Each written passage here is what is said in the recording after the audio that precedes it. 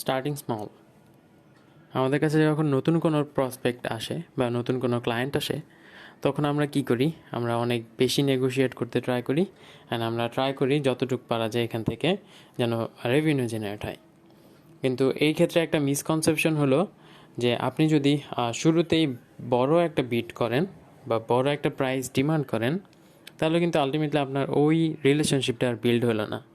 ক্লায়েন্টের সাথে কথা বলে যদি আপনার মনে হয় যে ক্লায়েন্টটা আপনার সাথে কম্প্যাটেবল, ক্লায়েন্টের নেচার ভালো, ক্লায়েন্ট মোটামুটি কোঅপারেটিভ, সেই ক্ষেত্রে আপনি চাইলে শুরুর প্রজেক্টটা প্রোমো প্রাইসে দিতে পারেন।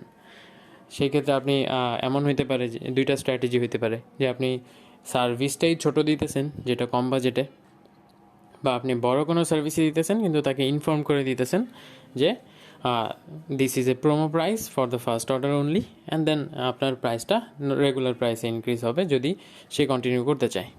তাহলে কি হইতেছে, শুরুতে আপনার সাথে একটা রিলেশনশিপ বিল্ড হয়ে যেতেছে অ্যান্ড সে টেস্ট করতে পারতেছে আপনার সার্ভিসটা কীরকম অ্যান্ড আপনি অ্যাকচুয়ালি কীরকম আফটার সেল সাপোর্ট দেন। আপনি যদি ভালো কমিউনিকেশন মেনটেন করতে পারেন অ্যান্ড প্রজেক্টটা যদি সাকসেসফুলি কমপ্লিট করতে পারেন, তাহলে ক্লায়েন্ট অবশ্যই আপনাকে নেক্সট টাইম পারচেস করবে, তাই না? যেহেতু রেগুলার প্রাইসটা আপনার মার্কেট স্ট্যান্ডার্ডেই দেওয়া, তো ক্লায়েন্ট যেহেতু আরেকজন হায়ার করলে ওই প্রাইসেই হায়ার করতে হবে, সেক্ষেত্রে আপনাকে তো হায়ার করবেই অবভিয়াসলি। অ্যান্ড মানুষের ক্ষেত্রে একটা নেচার হলো যে মানুষ যেখানে কমফোর্টেবল, যেখানে মানুষজন সেফ ফিল করে, ওইখান থেকে মুভ করতে চায় না। তো যখন একটা ক্লায়েন্ট আপনার সাথে রিলেশনশিপ বিল্ড করবে, একটা প্রজেক্ট করে ফেলবে, সে জানে যে এটার আউটকামটা কীরকম আসতে পারে বা প্রসেসটা কীরকম, সে ওইটাতে যদি ইউজ টু হয়ে যায়, তাহলে নেক্সট টাইম আর সে অন্য কাউকে ফাইন্ড করবে না। অন্য কাউকে ফাইন্ড করা, অন্য কাউকে জাজ করে তারপরে অন্য কাউকে সিলেক্ট করাটা খুবই পেইনফুল একটা প্রসেস, যেটা ক্লায়েন্টরা অবশ্যই চায় না। তো আপনি যখন শুরু করবেন, তখন শুরু করার সময় জিনিসটা ছোট রাখবেন অ্যান্ড খুবই ইজিলি ডাইজেস্টেবল রাখবেন। অনেক বেশি কমপ্লিকেটেড করে ফেলবেন না, অনেক বেশি রিকোয়ারমেন্টস, অনেক বেশি ডিটেলস, অনেক বেশি কনফার্মেশন নেওয়া, হ্যাঁ, এই জিনিসগুলো যতটা অ্যাভয়েড করতে পারা যায় ততটা বেটার। এখন আপনি বড় একটা প্রজেক্ট কীভাবে স্মল বাজেট দিয়ে শুরু করতে পারেন। সাপোজ তার একটা সোশ্যাল মিডিয়া মার্কেটিং ক্যাম্পেইন লাগবে, হ্যাঁ। এখন আপনি পেজে ঢুকে দেখলেন পেজটা খুবই নতুন, এখনও সেট আপই করা হয়নি, এখনও খুব সুন্দর করে সাজানোই হয়নি। তো আপনি একটা কাজ করতে পারেন যে আপনি অ্যাডের জন্য ডাইরেক্ট বাজেট বলতে পারেন $200, দুইটা অ্যাড আমি রান করে দেবো $200। বা আপনি কি করতে পারেন, স্টার্ট স্মল।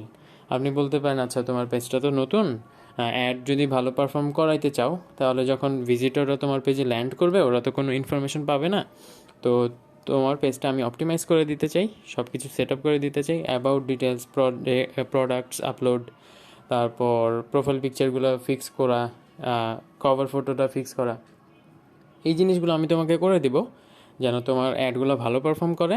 অ্যান্ড সেই জন্য will do a budget of $10, হ্যাঁ, বা $5 জাস্ট স্টার্ট করার জন্য।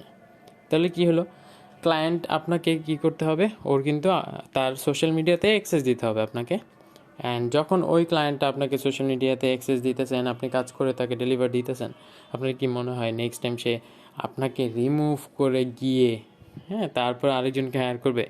Even if he does that, তাও আপনার ধরে নিতে হবে যে প্রবলেম আপনার অন্য কোথাও, হ্যাঁ, স্ট্র্যাটেজিতে না। প্রবলেম আপনার হয়তো স্কিলে, কমিউনিকেশন স্কিলে, বা আপনার ক্রেডিবিলিটিতে। ক্লায়েন্ট হয়তো আপনার কাছে সেফ ফিল করে না বা ক্লায়েন্ট আপনার সার্ভিসে সন্তুষ্ট না, ঠিক আছে? তো আপনার স্ট্র্যাটেজিতে এখানে কোনো ভুল থাকবে না তাহলে। তো হ্যাঁ, যখন আপনাকে ক্লায়েন্ট তার সোশ্যাল মিডিয়াতে অ্যাক্সেস দিতেছে, সে অবভিয়াসলি নেক্সট টাইম আপনাকে হায়ার করবে ফর দ্য অ্যাডস, তাই না? তো তাহলে কি হইতেছে, আপনি অলরেডি একটা ছোট প্রজেক্ট দিয়ে তার সাথে রিলেশন মেনটেন করতেছেন, দেন আপনি তাকে হায়ার বাজেট আস্ক করতে পারবেন। ইভেন এই ক্ষেত্রে আরেকটা মজার ব্যাপার হলো, সে যখন আপনাকে তার সোশ্যাল মিডিয়া অ্যাক্সেস দিতেছে, আপনার কন্ট্যাক্ট ডিটেলস তার কাছে আছে, আপনি তার সোশ্যাল মিডিয়ার অ্যাক্সেস নেওয়ার পর তার কন্ট্যাক্ট ডিটেলসের অ্যাক্সেস আপনার কাছে আছে, তো তখন চাইলে ডাইরেক্ট প্রজেক্টও করা যায় সেকেন্ড প্রজেক্টটা। বা আপনি যদি সেকেন্ড প্রজেক্টটা মার্কেট প্লেসের থ্রুতেও করেন, দুইটা অ্যাডের জায়গায় আপনি একটা অ্যাড মার্কেট প্লেসের থ্রুতে নিলেন আর একটা অ্যাড আপনি পেওনিয়ারের থ্রুতে নিলেন, তাই না? তো এইভাবে এই স্ট্র্যাটেজিতে যদি আগান, তাহলে ক্লায়েন্টের জন্য easier to take the decision. কারণ একটা মানুষ অবভিয়াসলি $200 দিয়ে কাউকে যদি সিলেক্ট করতে চায়, সে যতটুকু ভাববে বা যতটুকু অ্যানালাইজ করবে, $10 দিয়ে অবশ্যই ততটুকু অ্যানালাইজ করবে না বা ততটুকু মেন্টাল স্ট্রেংথ খরচ করবে না ডিসিশন নেওয়ার জন্য। তো হ্যাঁ, start small and then proceed with big projects. Best of luck and Allah Hafiz.